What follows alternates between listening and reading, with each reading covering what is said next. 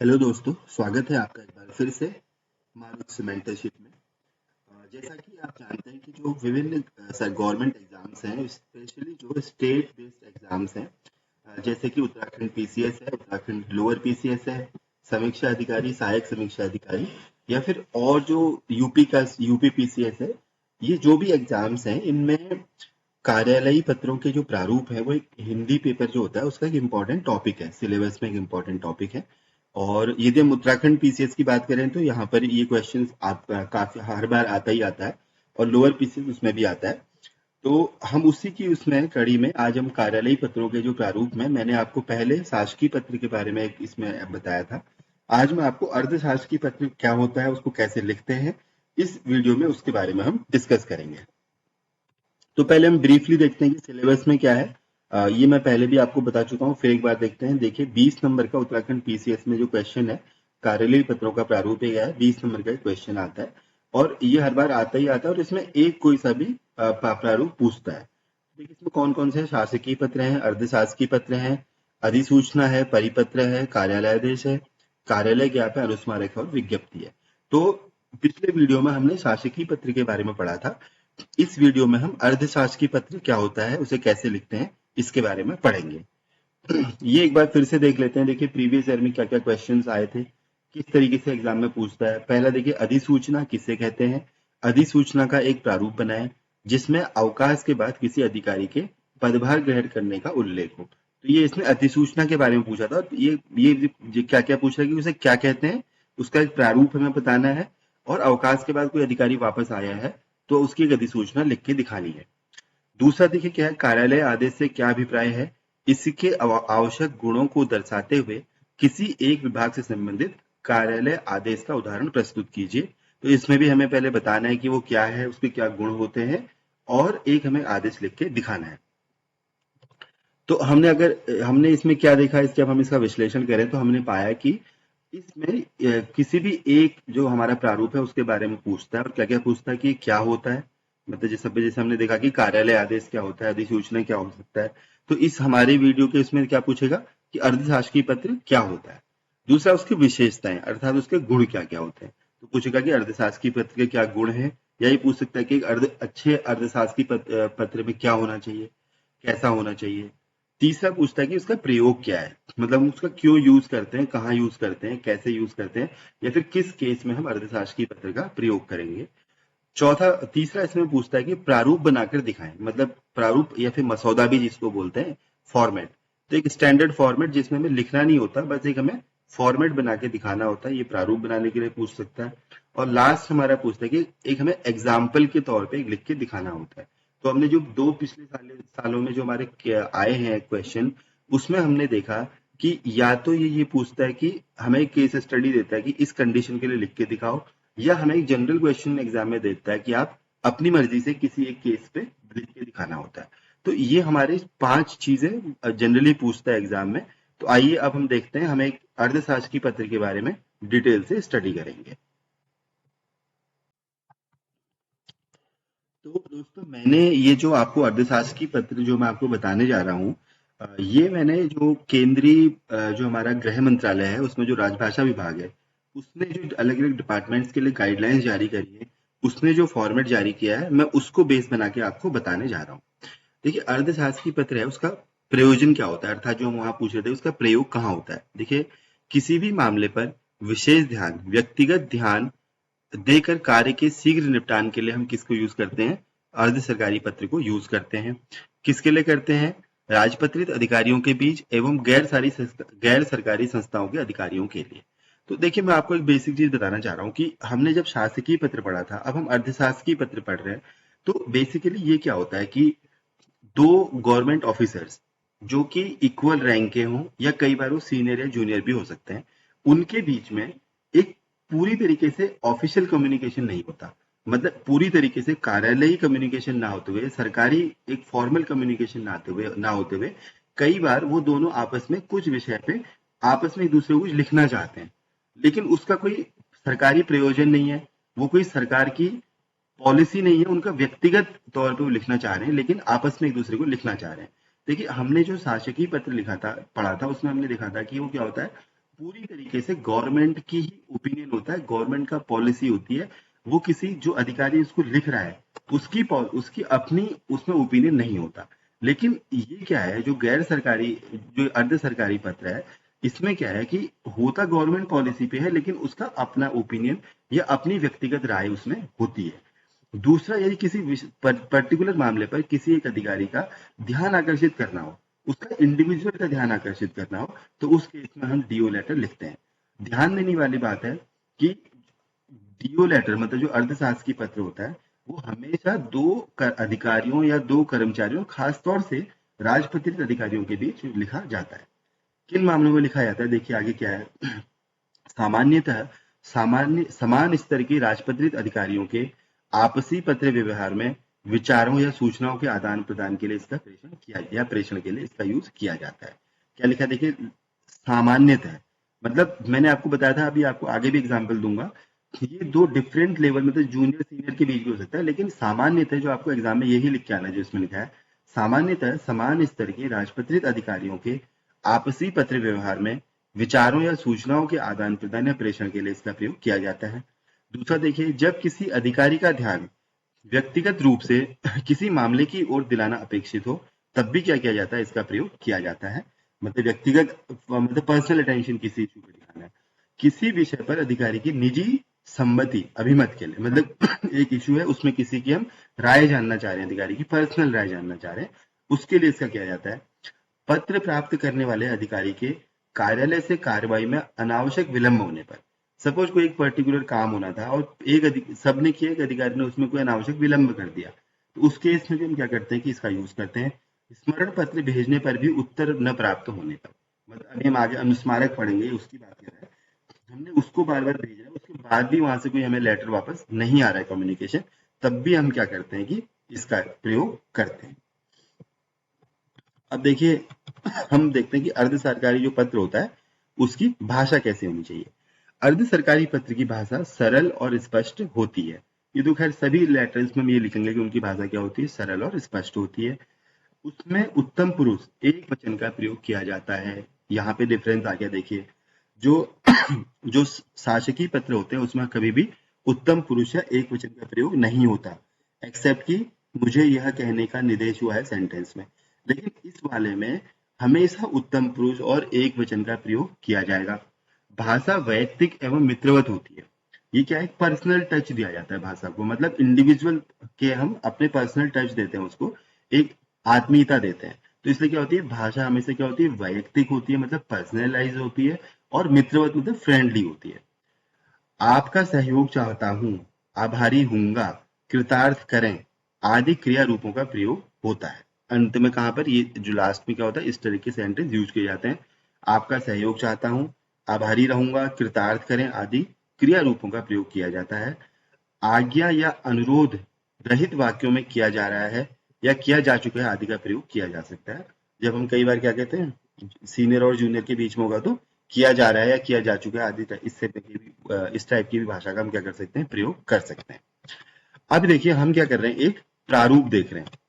हम अर्ध सरकारी जो पत्र है उसका हम प्रारूप देख रहे हैं। देखिए ऊपर से हम शुरू कर रहे हैं, मैं इसको थोड़ा सा एक बार छोटा करता हूं तो शायद हमें और पूरा का पूरा प्रारूप इसमें हमें दिखना शुरू हो जाएगा। ये हमारा देखिए क्या है, हमारा एक अर्ध सरकारी पत्र का प्रारूप है। इसको हम देखिए कैसे लिखते हैं। सबसे ऊपर इसमें हमारा क्या है, ये है सबसे ऊपर। देखिए मैं इसको भी आपको डिटेल में दिखाऊंगा। यहाँ पर प्रतीक चिन्ह, मतलब जिस कार्यालय, कोई भी जैसे कार्यालय है उसका एक लोगो होता है हमेशा। उत्तराखंड सरकार है उसका एक लोगो होगा, भारत सरकार का अपना एक लोगो होता है। तो यहाँ पर हमारा क्या होता है, लोगो होता है सबसे पहले। ये हमारा प्रारूप और कलेवर है। देखिए यहाँ पे क्या होगा, लोगो होगा। यहाँ पे जो अधिकारी भेज रहा है उसका नाम, फिर पदनाम, उसका दूरभाष संख्या और ईमेल संख्या, ये हमारा यहाँ पर आएगा। जो अधिकारी भेज रहा है उसका क्या क्या, यहाँ पर नाम, पदनाम, यहाँ पर उसका मोबाइल नंबर और यहाँ पर उसकी मेल आईडी। ये देखिए सबसे ऊपर यहाँ पर क्या है, पत्र संख्या। ऊपर से क्या लिखा हुआ, अर्ध सरकारी पत्र संख्या। तो यहाँ पे आप केवल पत्रांक नहीं लिखेंगे एग्जाम में, यही लिखना है और 100 संख्या, मतलब अर्ध सरकारी पत्र संख्या। यहाँ पे हमारी क्या आ जाएगी, पत्र संख्या आ जाएगी। यहाँ पे देखिए फिर जो हम वहां लिखते थे, भारत सरकार, वाणिज्य मंत्रालय, सबसे ऊपर हमेशा क्या आता है, सरकार का नाम, फिर मंत्रालय का नाम, फिर विभाग का नाम, फिर कार्यालय का नाम। तो भारत सरकार, वाणिज्य मंत्रालय, कोई भी विभाग या कार्यालय, फिर यहाँ पर कहाँ से भेज रहे हैं और यहाँ पर दिनांक। तो ये हमें बहुत ही ध्यान देने की आवश्यकता है। जो हम शुरू कर रहे हैं, देखिए 3 चीजें मैंने यहाँ पे देखी, 4 चीजें देखी। सबसे ऊपर हमने क्या देखा, अर्ध सरकारी पत्र संख्या लिखा हुआ देखा। यहाँ पे हमारा प्रतीक चिन्ह अर्थात लोगो, यहाँ पर भेजने वाले का नाम, पदनाम, दूरभाष और ईमेल। फिर यहाँ पे देखिए भारत सरकार, यहाँ पे वाणिज्य मंत्रालय, यहाँ पे विभाग, मतलब पूरा अपना डिटेल देना है। फिर कहाँ से भेजनी है, नई दिल्ली, यहाँ पे देहरादून भी हो सकता है। यहाँ पे हमें डेट लिखनी है। उसके बाद देखिए जो हमारा संबोधन, मतलब जो सैल्यूटेशन है, उसमें देखिए क्या आ रहा है यहाँ पे, प्रिय श्री जी। अब यहाँ पर क्या होता है, जनरली हम अपने बराबर वालों को और जो अपने जूनियर्स को लिखते हैं, तो वहां पर तो हम प्रिय श्री जी, यहाँ पे उनका नाम, यहाँ पे उनका पर्टिकुलर पर्सनल नाम आना है उसमें। तो प्रिय सपोज गोपाल जी, ऐसे। अगर हम अपने से, ये हम बराबर, और जब हम अपने से बड़ों को लिखेंगे तो हमेशा आदरणीय वर्ड का यूज करेंगे। अगर हम सीनियर्स को लिखेंगे तो आदरणीय वर्ड का यूज करेंगे, बराबर वालों को और छोटे वालों को प्रिय में करेंगे। ये इसका फिर बॉडी पार्ट, मतलब कलेवर आ गया। क्या आ गया, अल्टीमेटली क्या आ गया, कलेवर आ गया। और ये देखिए सद्भावनाओं सहित, यहाँ पे हमने इसे पर्सनल टच दिया है, मतलब हमें, क्योंकि डेमी ऑफिशियल है, पूरी तरीके से सरकारी नहीं है, तो यहाँ पे हम क्या कर रहे हैं, अपने पर्सनल टच देने के लिए सद्भावना सहित लिख रहे हैं। और यहाँ पर भवदीनी आपका लिखा जाता है, आपका हस्ताक्षर और नाम, यहाँ पे पदनाम भी नहीं आता। ये ध्यान देने वाली बात है। तो दोबारा देखिए, कलेवर, और यहाँ पे हमारा सद्भावना सहित, यहाँ पे आपका आपका, और यहाँ पे हस्ताक्षर आ गया, नाम आ गया। और लास्ट में देखिए, यहाँ पर जिसको भेज रहे हैं उसका होता है, यहाँ पे प्राप्तकर्ता का क्या होता है, पदनाम और पूरा पता। देखिए यहाँ पर भी उसका क्या होगा, नाम नहीं होगा, क्योंकि नाम हम यहाँ लिख चुके हैं इस जगह पे। तो यहाँ पर हम क्या लिखेंगे, प्राप्तकर्ता का सिर्फ क्या हो जाएगा, प्राप्तकर्ता का पदनाम और पूरा पता। तो ये क्या होता है हमारा, इसका फॉर्मेट है, इसका डेमी ऑफिशियल लेटर का। देखो मैं एक बार फिर से आपको इसको डिटेल में दिखा दे रहा हूँ बड़ा करके। यहाँ पे देखिए प्रतीक चिन्ह आ जाएगा। एग्जाम में जब आप इसे बनाएंगे तो एक बॉक्स में बंद करके बनाएंगे, इसने बॉक्स में बंद नहीं कर रखा है, हमें बॉक्स में बनाना है। प्रतीक चिन्ह, यहाँ पे भेजने वाले का नाम, पदनाम, उसका दूरभाष और उसकी ईमेल। यहाँ पे अर्ध सरकारी पत्र संख्या सबसे ऊपर ही आना है, अर्ध सरकारी पत्र संख्या। फिर कौन सी सरकार है, कौन सा मंत्रालय है, कौन सा विभाग है, कौन सा कार्यालय है, कहाँ पर वो सेटअप है, और मतलब कहाँ पे उसका ऑफिस है, और यहाँ पे डेट आ जाएगी। फिर देखिए इसके बाद इस पार्ट में देखिए, दूसरा ही हमारा पहला पार्ट है सबसे ऊपर का, दूसरा ही हमारा पार्ट है। इसमें देखिए क्या क्या है, यहाँ पर प्रिय श्री जी, यहाँ पे प्रिय श्री, यहाँ पे उनका नाम आ जाएगा। फिर इसका कलेवर, मतलब बॉडी पार्ट हो जाएगा। फिर यहाँ पर हम पर्सनल टच देने के लिए इसे सद्भावनाओं सहित लिखते हैं। और फिर यहाँ पे बहुदीनी लिखते हैं, आपका हस्ताक्षर और नाम। और सबसे इंपॉर्टेंट है, सबसे नीचे यहाँ पर क्या आएगा, जो लास्ट में जिसको हम भेज रहे हैं उसका पदनाम और पूरा पता। यहाँ पर नाम नहीं आएगा, ये मैं फिर से मैं आपको बताना चाह रहा हूँ। तो ये हमारा क्या है, फॉर्मेट है एक अर्ध सरकारी पत्र का। एग्जाम में जब आप इसे बनाएंगे तो बॉक्स में बंद करके आएंगे। अब इसके बाद देखिए मैं आपको और आगे ले रहा हूँ। अभी मैं आपको एक दो मॉडल अर्ध सरकारी पत्र भी दिखाऊंगा। उससे पहले मैं आपको कुछ और चीज बताना चाह रहा हूँ। देखिए प्रारूप के महत्वपूर्ण बिंदु क्या होते हैं, ये आपको प्रारूप के साथ लिखना पड़ेगा एग्जाम में। अर्ध सरकारी पत्र का शीर्ष सामान्यतः मुद्रित होता है। ये वाला जो हमारा जो पहला वाला पार्ट था, ये वाला जो पार्ट था, ये अलग से नहीं लिखा जाता है। हमारा लेटर पैड होता है जो ऑफिस का, उसी में इसको यूज किया जाता है। ये हमेशा मुद्रित होता है, मतलब एक लेटर पैड होगा, उसी में हमें इसको लिखना होता है। हमारा एक्चुअल जो लिखने वाला पार्ट है वो यहाँ से शुरू होता है। खैर चलिए, हमें तो फॉर्मेट बनाना है तो याद रखना है।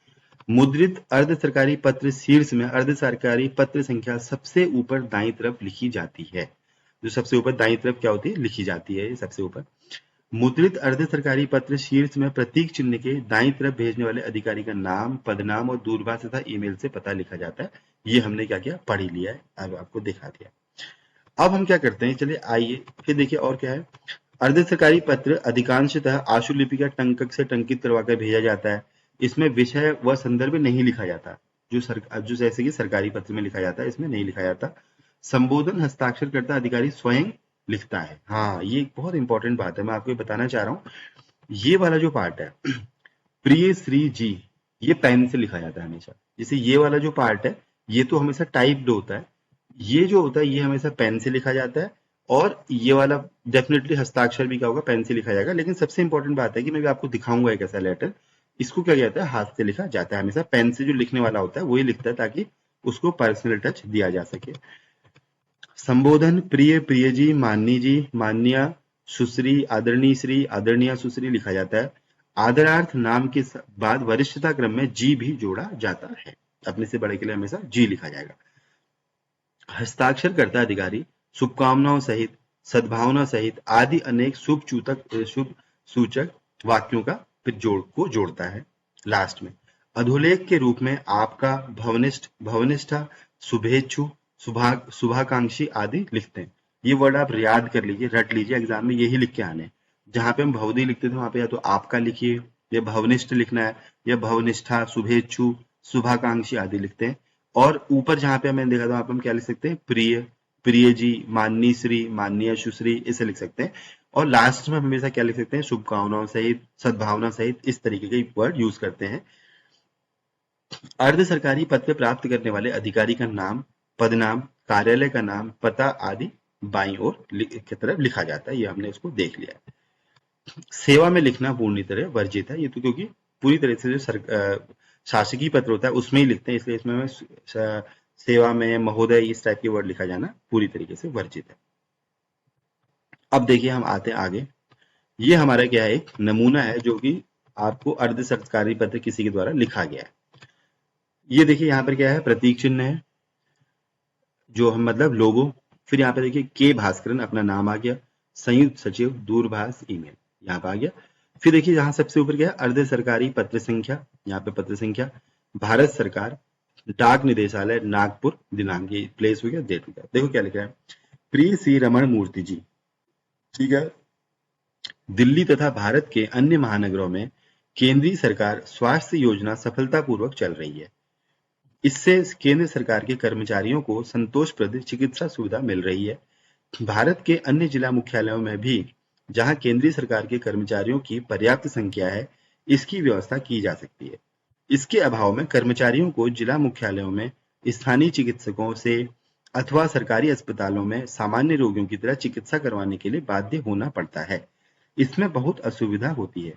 इस व्यवस्था में सरकारी धन का अपव्यय भी बहुत होता है, क्योंकि कई गैर जिम्मेदार कर्मचारी स्थानीय चिकित्सकों और केमिस्ट के साथ मिलकर इस सुविधा का दुरुपयोग करते हैं।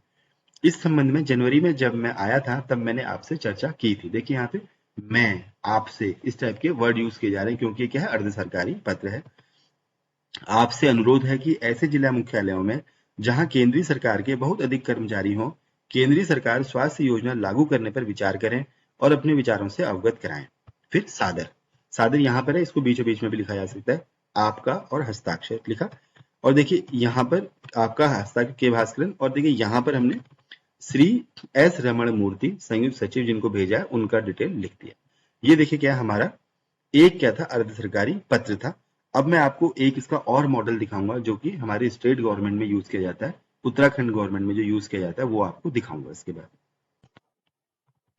तो ये दोस्तों एक और हमारे पास मॉडल है, एक और हमारे पास है, देखिए जो कि क्या है, डेमी ऑफिशियल मतलब अर्ध सरकारी पत्र है। देखिए यहाँ पर इसने लोगो कहाँ से भेजा गया है, doctor R S Tolia, Uttarakhand academy of administration.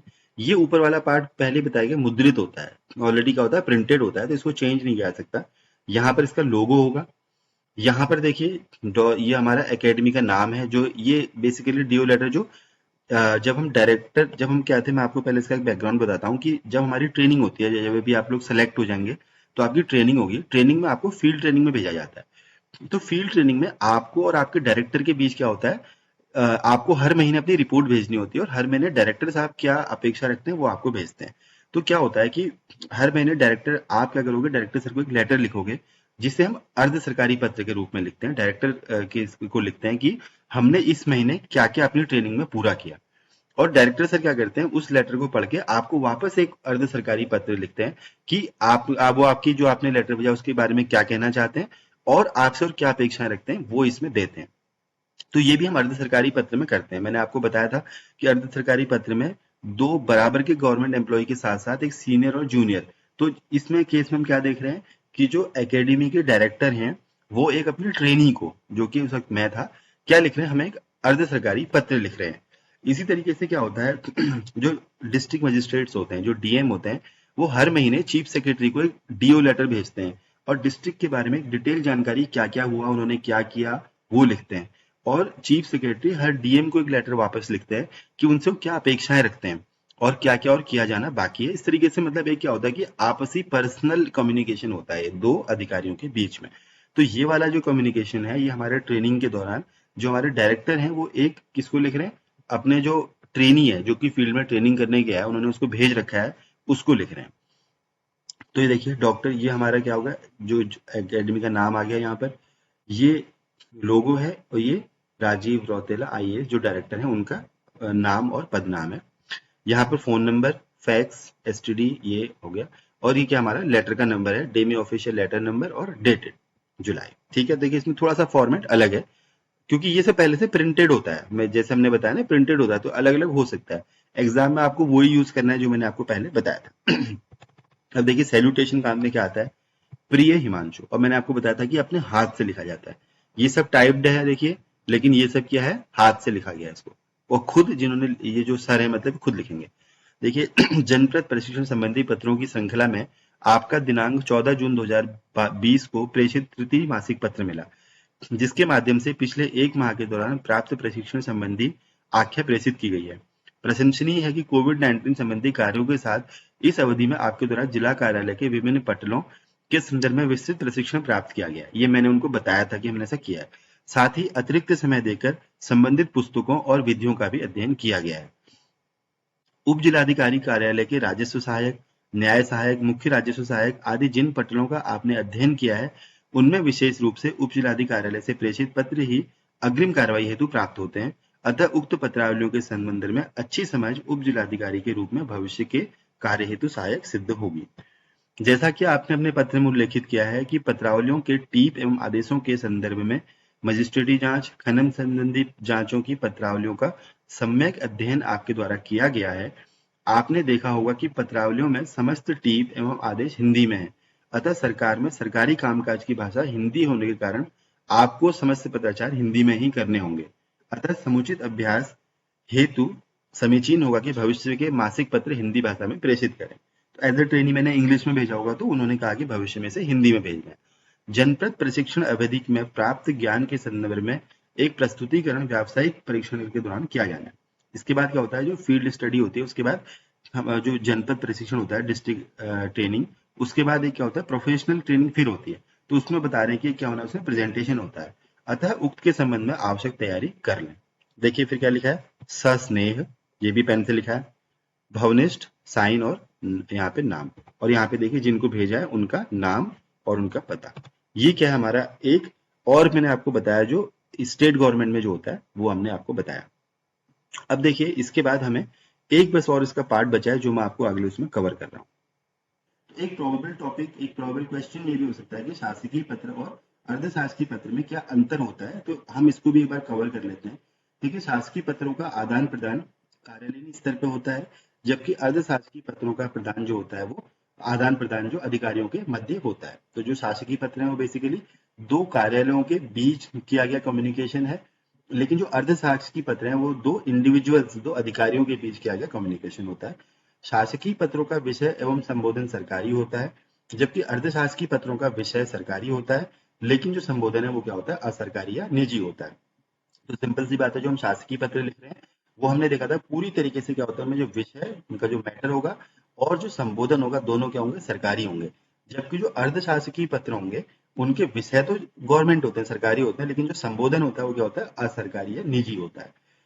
शासकीय पत्रों का प्रयोग सरकारी आदेशों व निर्देशों को प्रसारित करने के लिए तथा आवश्यकता अनुसार अलग अलग मुद्दों की व्याख्या, विश्लेषण या टीका टिप्पणी करने के लिए किया जाता है, जबकि अर्ध सरकारी पत्रों का प्रयोग अधिकारियों के बीच आपस में सलाह, विचार विमर्श तथा जानकारी प्राप्त करने के लिए किसी अधिकारी का ध्यान लंबित प्रकरण से संबंध में विशेष रूप से आकृष्ट करने के लिए अथवा किसी अधिकारी के द्वारा कार्य में व्यक्तिगत रुचि लेकर शीघ्र पूरा करने के लिए किया जाता है। तो ये बहुत इंपॉर्टेंट है, जो सरकारी शासकीय पत्र हैं उनका प्रयोग क्या होगा, सरकार के आदेशों को या निर्देशों को किसी दूसरी जगह पे भेजने के लिए, प्रसारित करने के लिए या दूसरे ऑफिसेस को बताने के लिए किया जाता है, या किसी विशेष मुद्दे की व्याख्या, विश्लेषण या टीका टिप्पणी के लिए किया जाता है। जबकि जो अर्धशासकीय पत्र है उसका प्रयोग किसी एक विषय पे किसी एक अधिकारी की सलाह, उससे विचार विमर्श, उससे जानकारी प्राप्त करना या किसी एक विषय पर उसका पर्सनल अटेंशन पर्सनल का ध्यान आकृष्ट करने के लिए इसका प्रयोग किया जाता है। उसके अलावा देखिए, शासकीय पत्रों की भाषा में मुझे आदेश हुआ है या मुझे निर्देश हुआ है, यहाँ पे निर्देश नहीं है, निर्देश होता है, हुआ है वाक्यावली प्रयुक्त होती है। जबकि अर्ध सरकारी पत्रों में मुझे कहते हुए हर्ष होता है या मुझे सूचित करते हुए प्रसन्नता हो रही है आदि पदावली का प्रयोग किया जाता है। तो जो शासकीय पत्र है उनकी लैंग्वेज देखिए, मुझे आदेश हुआ या मुझे निर्देश हुआ इस टाइप की होती है। जबकि जो अर्ध शासकीय पत्र हैं उनमें मुझे यह कहते हुए हर्ष हो रहा है, मतलब थोड़ा पर्सनल, मतलब इंडिविजुअलिस्टिक है।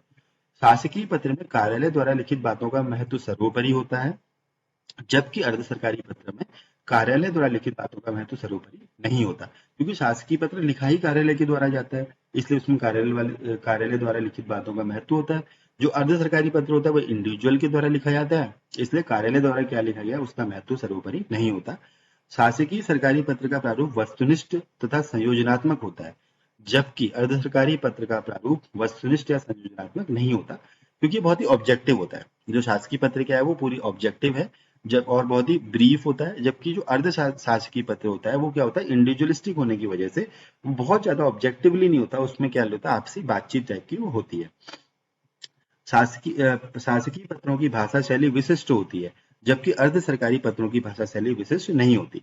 तो आप जितने भी शासकीय पत्र देखेंगे उनकी लैंग्वेज लगभग सेम होती है, स्पेशलाइज्ड होती है, जबकि अर्ध शासकीय जो पत्र होंगे वो इंडिविजुअल ऑफिसर की विलिंगनेस के हिसाब से उसकी भाषा चेंज होती चली जाती है। शासकीय पत्रों में संबोधन तथा अन्य संदर्भों की परंपरा का पालन किया जाता है, जबकि अर्ध शासकीय पत्रों में संबोधन तथा अन्य संदर्भों का पालन नहीं किया जाता। तो क्या है कि उसमें जो पहले से फिक्स संबोधन है शासकीय पत्रों में उन्हीं का यूज होगा, महोदय, सेवा में। लेकिन जो अर्ध शासकीय पत्र होते हैं उसमें इसको क्या किया जाता है, इंडिविजुअल ऑफिसर के हिसाब से उसे क्या किया जा सकता है, चेंज किया जा सकता है। सरकारी पत्र औपचारिक पत्र होता है, जबकि अर्ध शासकीय पत्र क्या होता है, औपचारिक एवं अनौपचारिक दोनों हो सकते हैं। सरकार शासकीय पत्र प्रथम पुरुष में लिखा जाता है, ये थोड़ा सा गलत है यहाँ पे। शासकीय पत्र क्या होता है, उत्तम या द्वितीय, शासकीय पत्र हमेशा द्वितीय पुरुष में लिखा जाएगा, जबकि जो अर्ध शासकीय पत्र है वो प्रथम पुरुष या उत्तम पुरुष में लिखा जाएगा। ये थोड़ा सा इस लाइन को आप देख लीजिएगा। सरकारी पत्र शासकीय पत्र की भाषा आदेशात्मक होती है, जबकि अर्ध शासकीय पत्र की भाषा मैत्रीपूर्ण, सौम्य तथा शालीन होती है, ये ध्यान में रखने वाली बात है। शासकीय पत्र गोपनीय नहीं होते, जबकि अर्ध शासकीय पत्र प्रायः गोपनीय होते हैं, एतदर्थ उनमें गोपनीय शब्द लिखा होता है। जो शासकीय पत्र होते हैं क्या होते हैं, पब्लिक के लिए होते हैं, ओपन होते हैं, आम लोगों के लिए होते हैं, इसलिए वो या फिर उसमें कुछ गवर्नमेंट ऑर्डर्स होते हैं तो वो गोपनीय नहीं, मतलब वो कोई भी उसमें कॉन्फिडेंशियलिटी नहीं होती। जबकि जो अर्ध शासकीय पत्र होते हैं वो दो इंडिविजुअल्स के बीच का कम्युनिकेशन है, इसलिए वो क्या होते हैं, गोपनीय होते हैं। सरकारी पत्र सरकार की भावना और आदेश की सूचना का प्रसारण होता है, जबकि अर्ध शासकीय पत्र एक अधिकारी द्वारा दूसरे अधिकारी को लिखा जाता है। ये लगभग वही चीज है जो हम अभी तक पढ़ चुके हैं।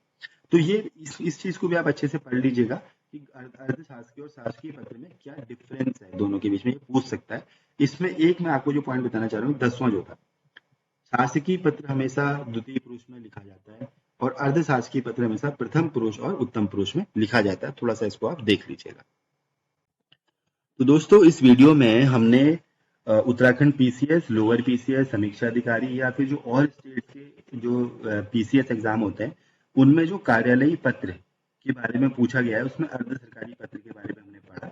हमने ये जाना कि अर्ध सरकारी पत्र क्या होता है, उसकी क्या विशेषताएं होती हैं, किस तरीके की उसमें लैंग्वेज यूज की जाती है, किस केस में हम अर्ध सरकारी पत्र को यूज करते हैं। हमने उसका एक प्रारूप अर्थात मसौदा भी देखा और हमने दो अर्ध सरकारी पत्र के लिखे हुए भी हमने पढ़े ताकि हमें एक अंडरस्टैंडिंग डेवलप हो जाए। सबसे इम्पोर्टेंट हमने लास्ट में इसमें एक जो हमारा शासकीय पत्र है और अर्ध शासकीय पत्र है उनके बीच में क्या डिफरेंस होता है उसको भी हमने पढ़ा। और आपको मैं एग्जाम के पॉइंट ऑफ व्यू से बताऊं, देखिए ये पढ़ना अपनी जगह है और प्रैक्टिस करना अलग है। तो आप जरूर कम से कम एक या दो अर्ध शासकीय पत्र लिख लें और एक दो कम से कम 7 से 8 अर्ध शासकीय पत्र पढ़ें कहीं अलग अलग सोर्सेज से। दो मैंने आपको यहीं पर दिए, इससे आपको इसकी अच्छी प्रैक्टिस होगी और इसको लिखना बहुत जरूरी है ताकि आप एग्जाम में इसको सीधे अच्छे से लिख पाए। तो मुझे उम्मीद है कि आपके आने वाले एग्जाम में ये वीडियो आपको काफी हेल्प करेगा। अर्धशासकीय पत्र इस बार के पीसीएस एग्जाम में प्रोबेबल क्वेश्चन है, हो सकता है आ जाए, और उसके और शासकीय पत्र के बीच में डिफरेंस भी उसमें पूछ सकता है। तो आप इसको अच्छे से तैयार कर लें, ये इस बार का प्रोबेबल क्वेश्चन हो सकता है, बन सकता है यहाँ से। तो मैं भी और कुछ अच्छे वीडियोस, और अभी क्योंकि हमारा ये कार्यालय पत्र वाली श्रृंखला ये पूरी नहीं हुई है, मैं इसको जल्द रोज एक एक इसमें कंप्लीट करूंगा। तब तक के लिए आप सभी को ऑल द बेस्ट, अपनी प्रिपरेशन करते रहिए, जुड़े रहिए।